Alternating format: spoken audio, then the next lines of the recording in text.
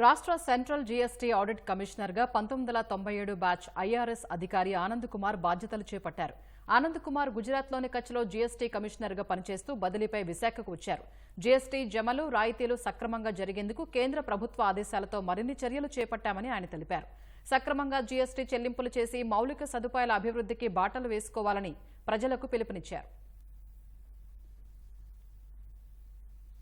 Tax pay base పెరగడం వలన ఏంటి లాభం అంటే, జిఎస్టీ చట్టం వచ్చిన కొత్తలో ఇప్పుడు మాకు స్లాబ్స్ ఉన్నాయండి. 5%, 12%, 18%, 28%. దాన్ని మీరు యావరేజ్గా తీసుకుంటే 14.5% ఉండేది.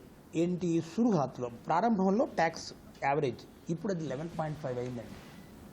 ఎక్స్పోర్ట్ చేయకుండా చేసినట్టు చూపించి మళ్ళీ ఈ ఏదైతే దొంగ పన్ను ఉందో చూసారో, కట్టకుండా కట్టిన నకిలీని మళ్ళీ గవర్నమెంట్ దగ్గర నుంచి క్యాష్ రూపంలో రీఫండ్ కూడా తీసుకుంటున్నారు. వీటిని మేము చాలా వరకు అరికట్టగలిగాము. 70 crores మేము రికవర్ చేయడం జరిగింది లాస్ట్ ఇయర్. అలానే ఈ ఇయర్ జూలై వరకు రికవరీ చాలా ఎక్కువ, 108 crores చేశాము. 4 సంవత్సరాలు అనుకుంటా, 2017, 18, 19, 20, 2021లో కోవిడ్ కూడా వచ్చింది కదా. ఎవరైతే రిటర్న్స్ ఫైల్ చేయలేపారో, పన్ను కట్టలేపారో వాళ్ళకి ఒక అవకాశం కల్పిస్తున్నారు. February 25 లోపల వాళ్ళు రిటర్న్స్ ఫైల్ చేసి ఆ పన్ను మాత్రం కట్టాల్సిన పన్ను, దాని మీద ఇంట్రెస్ట్ లేదు.